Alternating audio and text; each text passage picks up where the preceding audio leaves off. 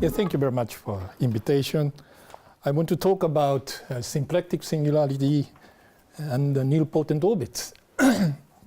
The nilpotent orbits is playing an important role in algebraic geometry and geometric representation theory.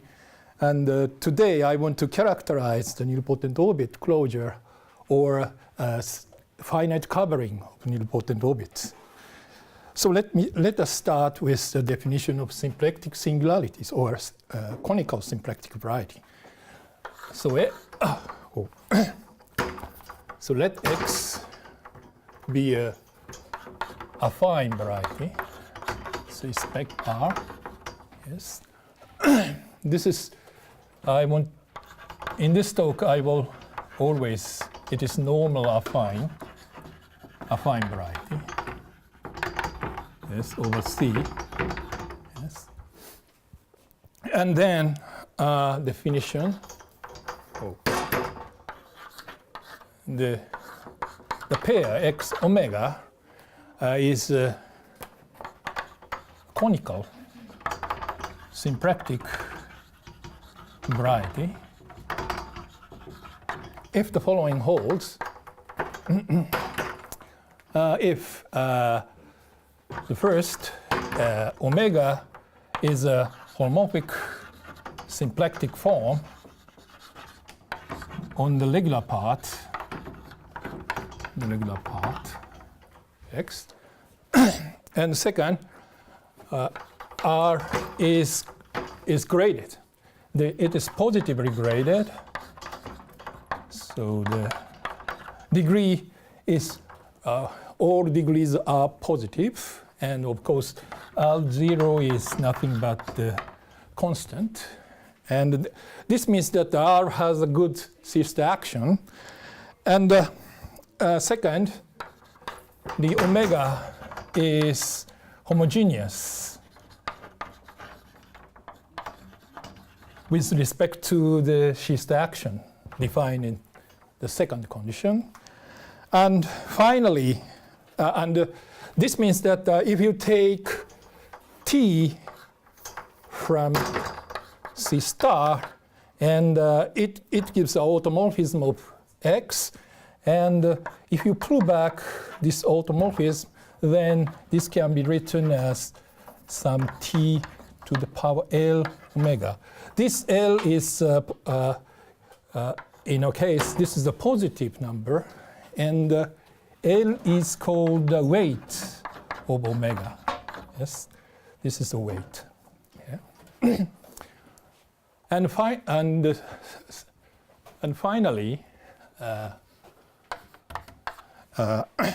for any resolutions, for a resolution, say X tilde mu, mu star omega extends to a holomorphic form, holomorphic 2 form on the resolution on X. Yes. So here you have a resolution, and here the omega is a 2 form on the regular part, and you have a, of course, you have a 2 form on this Zariski open set, but this condition says that this mu star omega extends to a holomorphic 2 form on X tilde. This is the final conditions. Yes. This is the notion of conical symplectic variety. When can it happen that the L is positive, but this condition doesn't? Yes. Actually, if you impose this condition, L becomes automatically positive. But what about the converse direction? Can it happen? I don't know. I don't know. So this is always positive if this holds. But converse, I don't know. Yeah. So let us start with complex Lie group any complex Lie group and take its let G be a Lie algebra of G. Yes. Then G acts on the dual space, the coadjoint action. Then every coadjoint orbit admits natural symplectic structure, symplectic form, which is called Kirillov constant form. Yes. And but when G is semisimple,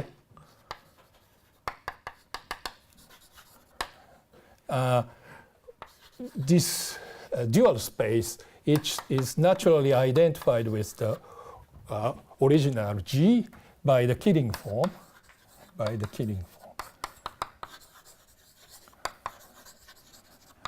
And here you have a coadjoint orbit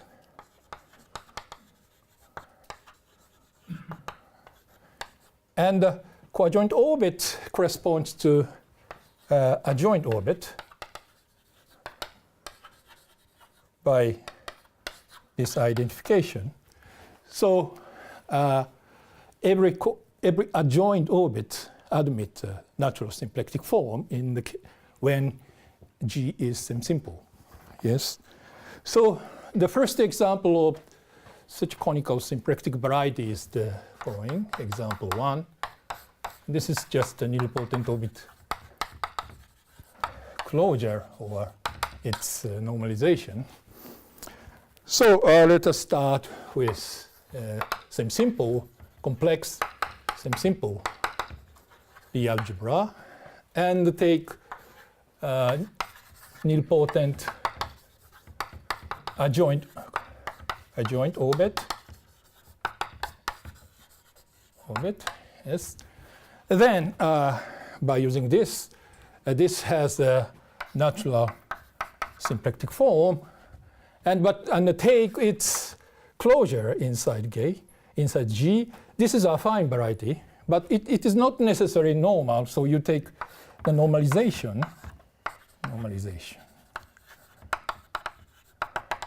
Then the pair or tilde, and here you have omega, and you pull back this omega, and the pair or tilde and a Kirillov constant form is a conical symplectic variety.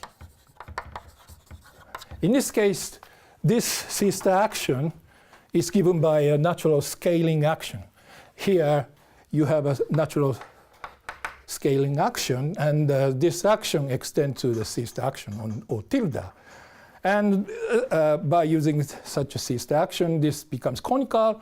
And in this case, the weight of omega is just 1. Yes. This is the first example. And the second example is the little bit generalization of this example. The second example is this is the finite covering of nilpotent orbit.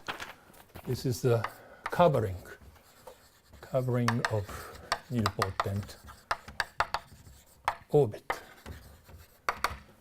So let's start with a G, the semisimple Lie algebra, and take a complex Lie group such that its Lie algebra is nothing but this G, and we assume that this is simply connected. Yes. Let us start with and take nilpotent orbit,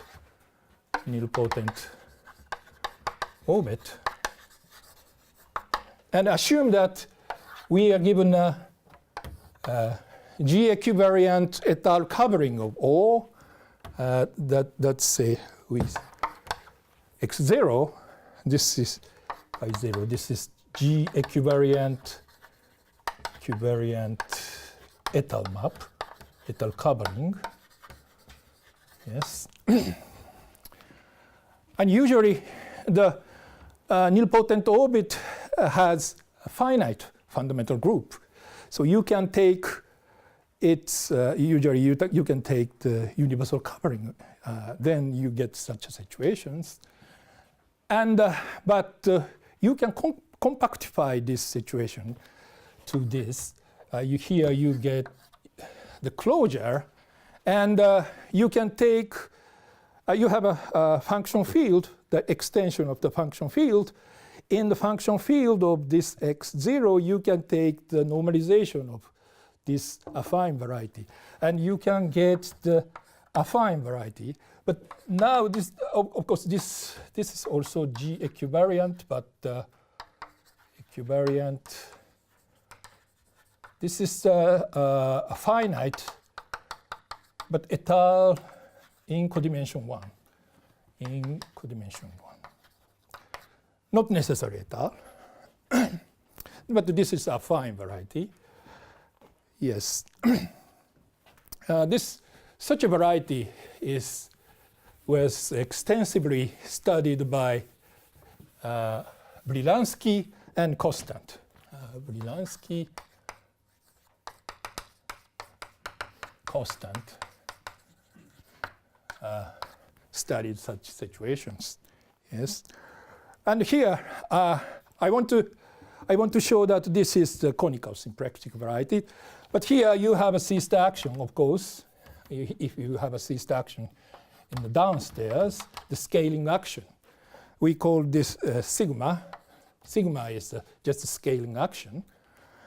But the scaling action, the scaling C-star action, sigma does not necessarily, does not extend to C-star action on x0. Yes. I want to extend this, but this is not, this is impossible. For example, if you consider the minimal nilpotent orbit in the symplectic, something like that, and this is, and take the closure, and this is nothing but the finite quotient of the affine space by Z2. And in this case, the scaling action, C-star action, doesn't extend to the C-star action on this affine space.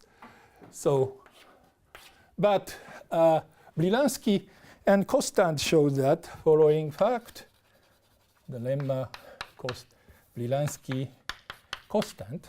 And here you have a map corresponding to this C-star action. You have a map from C-star to aught O, yes, and you can take the double covering of these things. This is nothing but sigma, and you compose it, and we call it tau. A tau gives a new C-star action. But Brilansky Constant showed that the C-star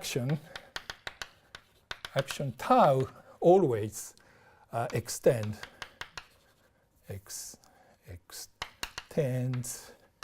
to a C-star action on x0. So the new C-star action tau now extends to the C-star action x0. And so this C-star action also extends to the C-star action on x. So C-star act on x by tau, yes. They call that this C-star action is a right C-star action, yes. By using this C-star action, X becomes a conical symplectic variety. But the symplectic form, here you have a symplectic form omega kk, and you have a pullback here. And this is nothing but omega. And the pair x omega becomes a conical symplectic variety. But in this case, the weight, the original sister action, this 2 form has weight 1, but the new sister action, tau, the weight of the symplectic form is 2. Yes. So of course, the first example is the special case of the second example, because if you take O bar and you take its normalization, this is nothing but the first example. So anyway, I want to characterize such conical symplectic varieties among all symplectic varieties. And this is the topic of this talk. Yes. So let us start with this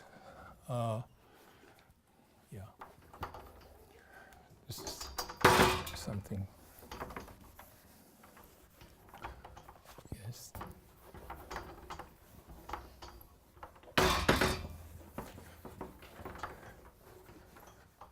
Yes.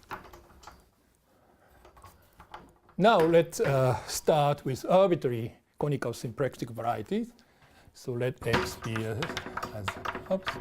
the conical symplectic varieties. And of course, R is graded, positively graded. And take for any L, and J, fix a positive number J. And we define Rj as the subring generated by, this is subring generated by Rj. Yes. This is nothing but by definition, this is the image of the symmetric algebra generated by Rj, the J's part to the R. Yes. This is the subring. Yes. This is our notation. Yes. So our main theorem says that our main theorem is the following. The first, it gives a characterization of nilpotent orbit closure and its normalization. The main theorem, Theorem One, is the characterization of nilpotent orbit normalization of the nilpotent orbit closure. The following equivalent. The following are equivalent. The first, R is the normalization of R1, and weight omega is just 1. Normalization means that this J is now 1, and you take the quotient field is the same, and R is nothing but the integral closure of R1 inside the quotient field. This is the meaning of the normalization. Geometrically, it's nothing but the normalization of the affine variety. Something. Yes. And the second is just X omega is our nilpotent orbit closure, and take its normalization, and omega kk. Yes. This is the first theorem. And the second is the characterization of the we call the example. We introduced the example 2. We call such a variety. This variety is called a conical symplectic variety of type BK, Briransky constant. Yes. What are assumptions for the theorem? For the theorem, what are the assumptions? Assumption is the x omega is a conical symplectic variety.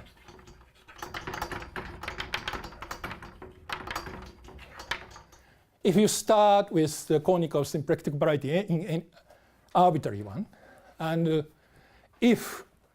and you take the R1 and assume that R is a normalization of R1, then it becomes it is nothing but the nilpotent normalization of the nilpotent orbit closure. This is the theorem, and a second gives the characterization of the conical symplectic variety of type BK. So the following equivalent. You're not going to use R of j for j bigger than 1. You won't use R of j for j bigger than 1. Yes. I mean, wouldn't it be more natural to be generated by everything less than or equal to j and not just only degree j? Usually the degree becomes increased because this is a algebra. Yes. I mean, if you have something in degree 1, then you can never get, like you'll always be missing that if you do R of 2. Pardon? What? I was saying if you have something in degree 1, but it's not generated there, you could take R of 2, but then you would be missing everything in degree 1. But in our case, this is the assumption. Right. Yes. And the nilpotent orbit closure case, the coordinate ring is almost generated by degree 1 part. Right. But in the second case, we use the new sister action, the correct sister action. Yes. So the following equivalent: R is a finite R2 module. In this assumption, you take the R2 and R, and we assume that R is a finite R2 module. Yes. And weight omega is 2. And then it is same as this is of type BK. Yes.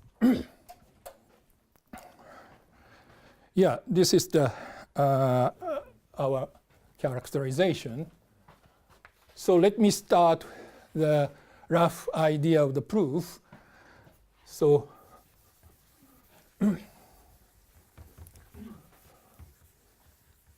yes. Yeah. The key notion is Poisson structure. So let's start with the original assumption. Let's start with the first setup, and then we have omega, and the omega has a weight L. This is positive, and omega naturally determines the symplectic structure on the regular part of X, and so the coordinate ring R is also Poisson structure. This is the Poisson. R is Poisson algebra, Poisson C algebra. Yes. But it comes from omega, and omega has a weight L in general. So it this Poisson bracket has degree minus L. So Rj goes into Ri plus j minus L, because listen, yes. So in particular, degree L part becomes, by using Poisson bracket, RL becomes real algebra. Yes, this is an important remark. So let's start with the proof of Theorem One. Theorem One, we assume. So proof of Theorem One, proof of Theorem One, from 1 to this implication. Yes. So let's start with arbitrary spec R. Yes. But the assumption is that R contains, of course, 1. And this is nothing but a normalization. So you take the map from spec R1. Yes. We call this Z. Yes. So this is a normalization. This is a finite morphism, and this is birational. And so I want to prove that this is nilpotent orbit closure. Yes.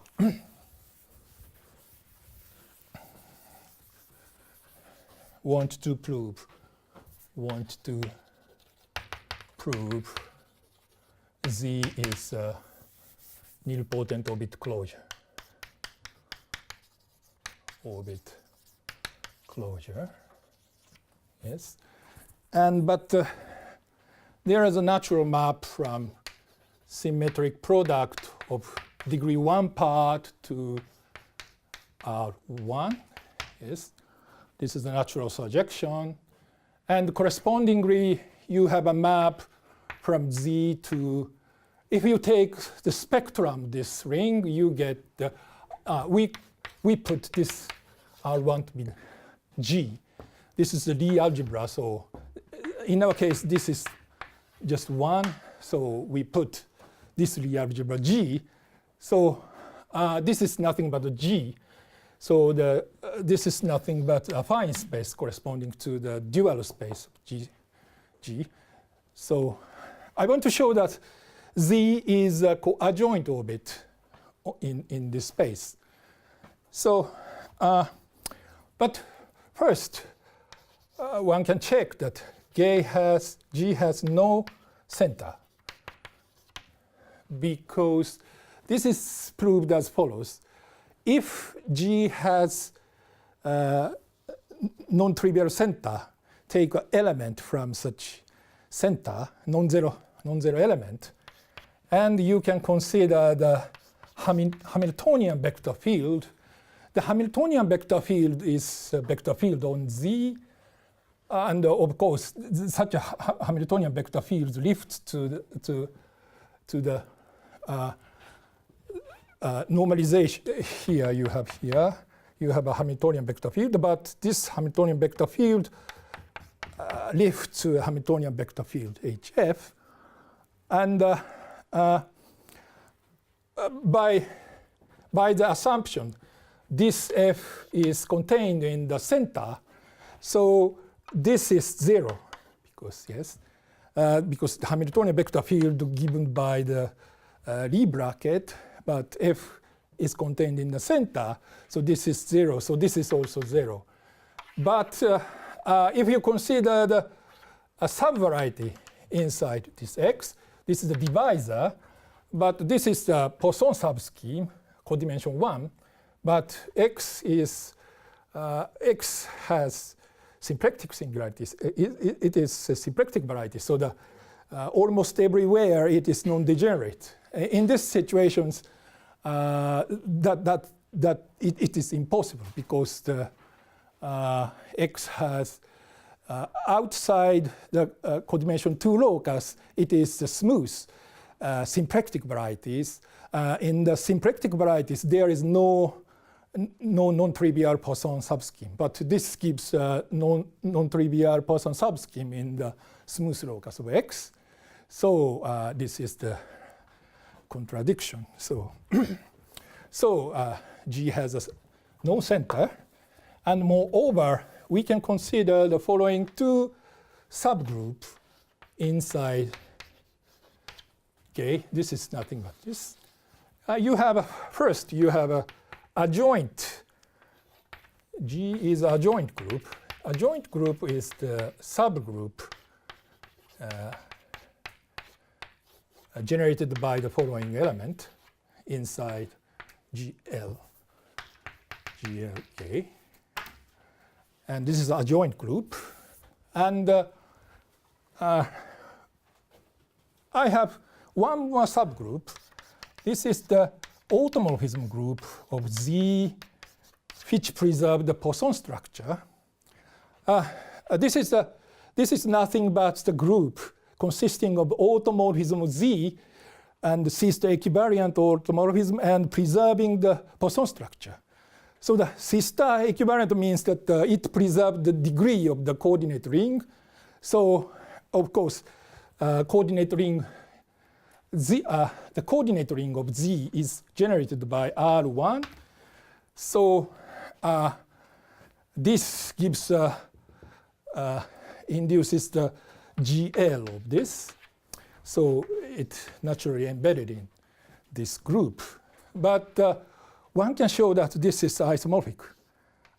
If you take, it is not necessarily connected, so you take the neutral component, then these two subgroups coincide. This is the second remark.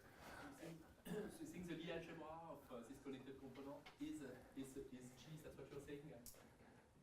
G is this.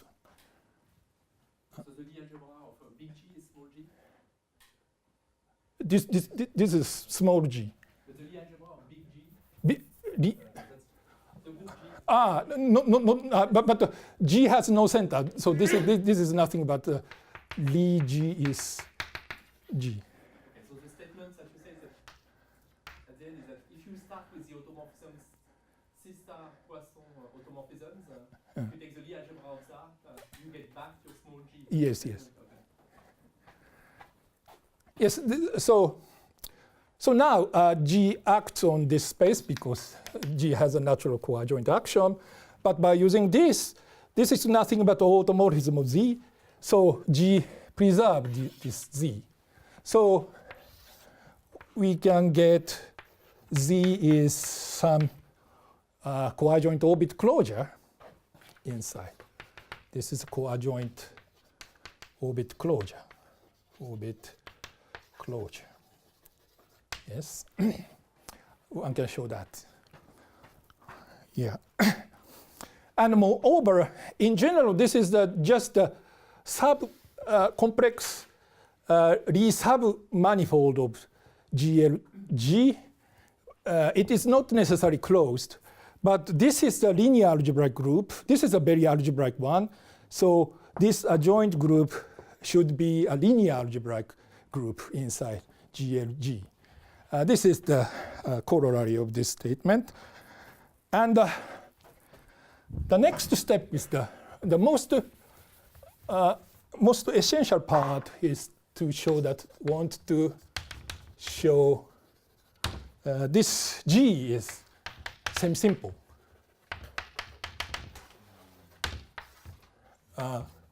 This is the most essential part of this talk. Yes. In general, it's an arbitrary the algebra. So I want to show that G is semisimple. Yes. So let us start. But here we have a following situation: X to Z, and this is spec R, and this is spec 1. This is normalization. Yes. And but we have a following result due to cladding that Z has only Z has a Poisson structure, and Z has only finitely many symplectic leaves. Yes. This is important because X has symplectic singularities. You have a extension property of the second extension property of the last condition of the conical symplectic variety. So from the last condition of the symplectic variety, you get this. Yes, but now we want to show that let G, our G, yes, and take its unipotent radical,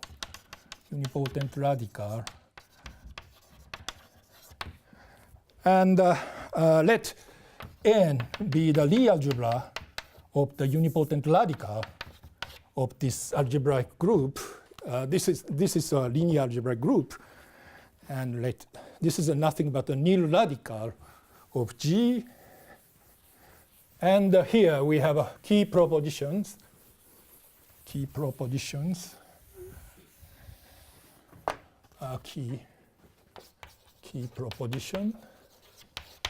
Yes. Let G be a complex Lie algebra with trivial center.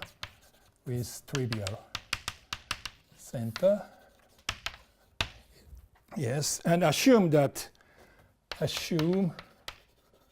N, this N is not 0.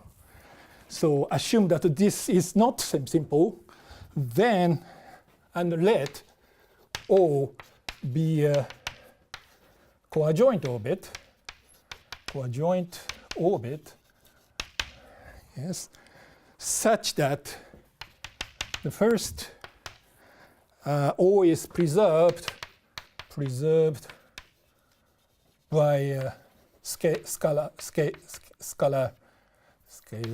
C-star action. And second, the tangent space at origin of the closure. Closure contains origin, and let us consider the tangent space at the origin. This is nothing but a wall space. Then if we assume this, then O bar minus O contains infinitely many coadjoint orbit.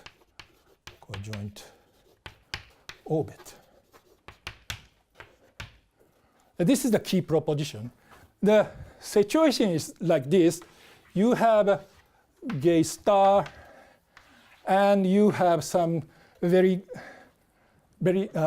big orbit, and if you take the closure, and in this situation, the closure of O, this is O, and if you take closure, this is nothing but the O bar, and complement consists of finitely many coadjoint orbit. This is the typical situations. If you start with some Borel type Lie algebra, such things occurs, and by using this key proposition, Kaledin result, and this contradicts because Z has only in our case this is nothing but Z. Yes. By the way, how did you know that Z? So when you do the excess finitely symplectic leaves, how does that imply? How does the fact that excess finitely symplectic leaves imply the same thing for Z? We should we slightly modified the Kaledin's result. Kaledin result only state for the normal things, but for such situation, you can extend his argument, and you can prove that Z also has. Anything that's normalized by a symplectic singularity also has finite. Yes. You can check this. Yes. So this is a modified result of calculating. And this and this contradicts. And finally, we know that n is 0, and so J is semisimple. So this is the key part of our proof. Yes. And I want to move to the second theorem. So now theorem 2, and consider the following situations. And in this case, this is nothing but spec R, but in the assumption of theorem 2, this is, you should consider the R2, and this is a finite map, finite surjective, yes, and we put it Z. This is not normalization, it is just a finite covering, and we take its normalization in R, and you take R2 tilde. R2 is the normalization. This is normalization of R2. So this is a birational finite morphism. This is a normalization map, and this is finite. Yes.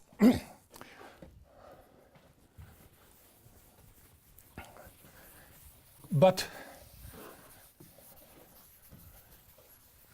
in our situations, R2 has graded, but degree of all elements is even, yes, because it is generated by R2. So it has only even degrees, and we have a automorphism. This has a natural sister action, and R2, yes, and this is the natural sister. But this ring has only even degrees, so this sister action factors through like this. Tau, this is t to t square. So by using this new sister action, with respect to this new sister action, 2 becomes 1, and this ring is generated by only R1. And of course, this sister action naturally extends to the normalization, because if sister acts on R2, then sister acts on its normalization. So tau extends to the normalization. So we have a sister action by using the new sister action. By using, with respect to this new sister action, everything, the situation is the same as Theorem One. Yes, this is generated. When it is symplectic singularity, is it clear that it's a symplectic singularity? This part? No, Z. Z. Or Z or the renormalization. Yes, it's okay. It's okay. You take nilpotent orbit and its closure and its normalization. It has always symplectic. The assumption is on X at the beginning. I see. It's okay.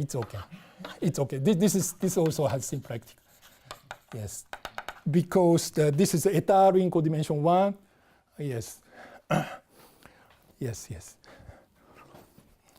Yeah. This is also symplectic.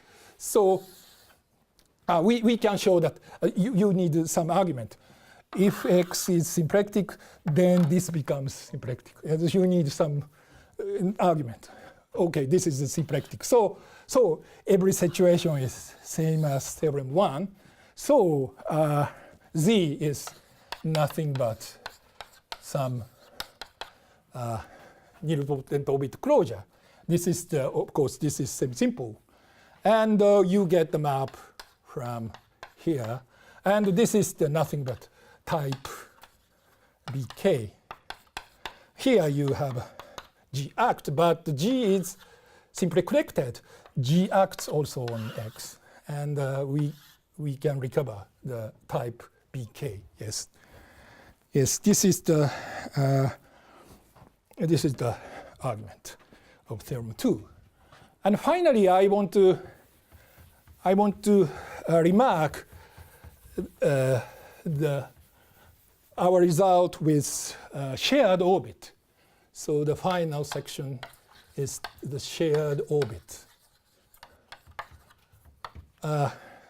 Brylowski constant studied the finite covering of nilpotent orbit closure, and they introduced the notion of shared orbits.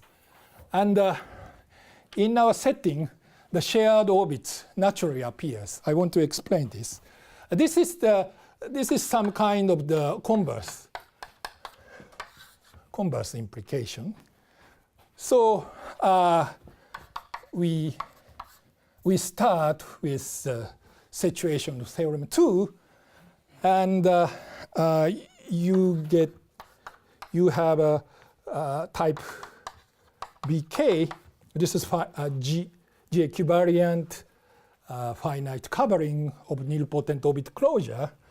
Yes, and this is G. And but take its coordinate ring R and S. Yes, this is finite covering. So R is finite S module, and of course this has a new correct sister action. So weight omega is just 2, and the coordinate ring of S is generated by the degree 2. Yes, and here you consider this part. Of course, S consists of only degree S generated by some elements of degree 2, so S is naturally contained in R2. Yes, and S2 is some Lie algebra, and R2 here is another Lie algebra. It is not necessary. This is not. It is not S and R2 don't coincide, and so we have a inclusion of J into J prime new Lie algebra, and take spectrum.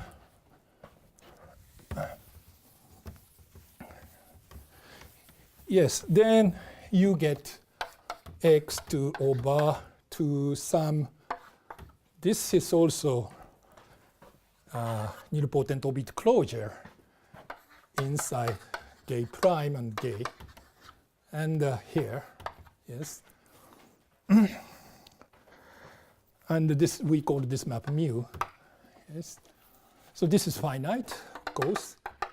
Not necessarily birational. This is, of course, finite. Yes. But G prime is bigger than G, usually. So we have an orbit here. Mu inverse O is contained in O prime inside J prime. This is the G prime orbit, adjoint orbit. This is the G orbit, original G orbit. And this is Zariski open. Yes. And Brylowski constant says that such a pair is shared orbit. This prime is called shared orbit. Shared orbit. Yes. And I want to finish my talk with some example of the shared orbit. This is well known, but this is the example. due to Levasseur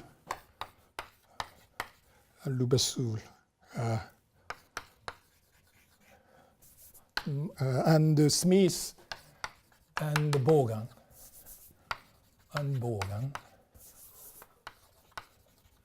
So their examples start with the take 8-dimensional nilpotent orbit inside G2 and its closure.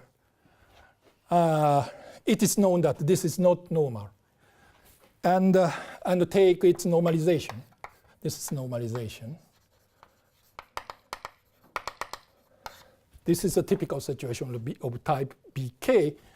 And start with such things. You put such things and you have new gay prime, G prime. In this situation, G prime is just SO7. Yes, this is SO7 in O prime. And this is isomorphism. Yes, in this situation, this is isomorphism. But this is not isomorphism.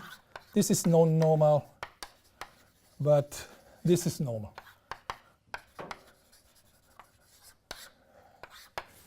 So our construction is closely related with shared orbits in this, as this example shows. Yes.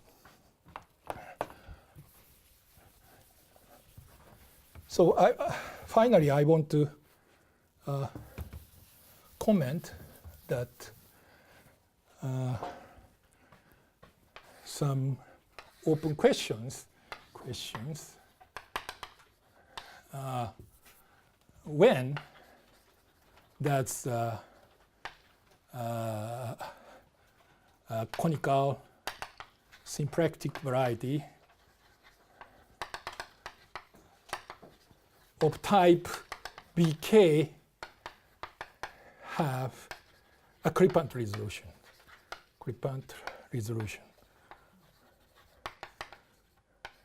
It is not that clear. Yes. So I want to complete my talk with some examples. This is some interesting example. If you start SP6 and consider the orbit of type, orbit corresponds to the partition of the 6. So we consider such orbit and take closure. For nilpotent orbit closure, we know complete answer when the closure has symplectic resolution or not. And in this case, this is not Richardson. So no Clipant resolutions, But we have partial resolutions. The partial resolution is given by this is not Richardson, but this is an induced orbit in some sense, and the partial resolution, which is called Q factorial terminalization, is given by the following. G is nothing but SP6. This is the Lie algebra. And take n plus O2. Yes. What is this? QG is the regroup SP6. Q is the parabolic subgroup of flag type 141. The flag of type 141. This is the isotropic flag. And what is this? The Q, the Lie algebra of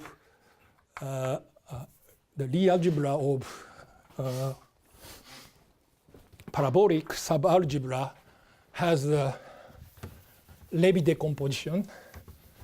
Q is decomposed to the nil radical and the Levy part. This is the Levy part. And this n is nothing but nil radical of q. And what is this? This L contains SP4 as a simple factor. So O211 is, this is the simple factor. And this is a minimal nilpotent orbit. Minimal nilpotent orbit. So this is the Q factorial terminalization. This is birational and good partial resolutions. But this is a very good property. This is has a finite covering of C4, and it is divided by Z2. Yes, this is finite covering. And yeah, and now let us consider the BK conical symplectic variety, because the pi1 in this case is Z mod to Z. We know this. So by using universal covering O, you can get some conical symplectic variety of type BK. This is 2-to-1 covering. And the question is, does X have a Cripant resolution or not? The answer is it has. The Cripant resolution is nothing but the double covering of such things.